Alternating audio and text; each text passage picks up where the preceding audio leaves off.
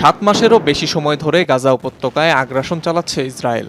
কেড়ে নিয়েছে ৩৫,০০০-এর বেশি নিরীহ ফিলিস্তিনির প্রাণ। এতেও ক্ষান্ত হয়নি ঘাতক বাহিনী।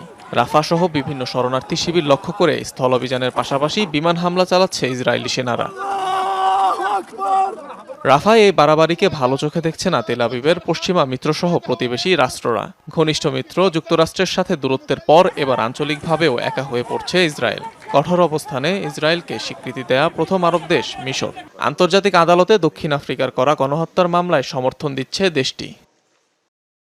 দুই দেশের সাম্প্রতিক ইতিহাসে গুরুত্বপূর্ণ একটি মুহূর্ত। গাজা ইস্যুতে মিশর এই অঞ্চলের সবচেয়ে গুরুত্বপূর্ণ মধ্যস্থতাকারী। প্রথম আরব দেশ হিসেবে তারা ইসরায়েলের সাথে সম্পর্ক তৈরি করেছিল। সে অবস্থান থেকে মিশরীয় সরকার এক পা পিছিয়ে এলো। ইসরায়েল কিন্তু মিশরের প্রতি আস্থা দেখায়নি, যুদ্ধবিরতি চুক্তিও মেনে নেয়নি। দুই দেশের রাজনৈতিক সম্পর্কে কায়রোর সিদ্ধান্ত গভীর প্রভাব ফেলবে। এর আগে ইসরায়েলের বিপক্ষে অবস্থান নেয় তুরস্ক, নিষিদ্ধ করে দুদেশের মধ্যকার সব ধরনের বাণিজ্য ও লেনদেন। যুদ্ধবিরতি চুক্তিতে রাজি না হওয়ায় নেতানিয়াহু প্রশাসনের কঠোর সমালোচনা করেন প্রেসিডেন্ট রিসেপ তাইয়েপ এরদোগান।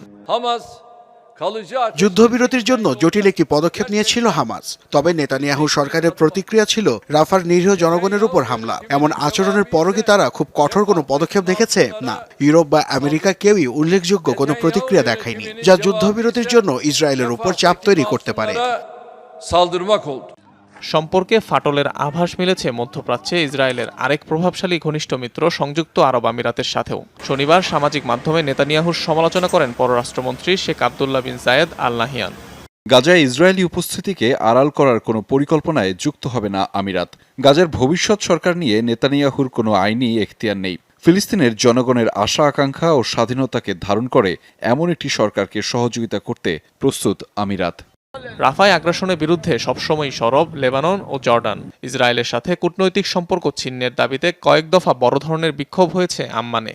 অন্যদিকে প্রায়ই হামলা চালিয়ে প্রতিবাদ জানাচ্ছে লেবাননের সশস্ত্র গোষ্ঠী হিজবুল্লাহ। শুধু পশ্চিমা মিত্র কিংবা পার্শ্ববর্তী দেশই নয়, নিজ দেশেও বিরোধিতার মুখে নেতানিয়াহু প্রশাসন।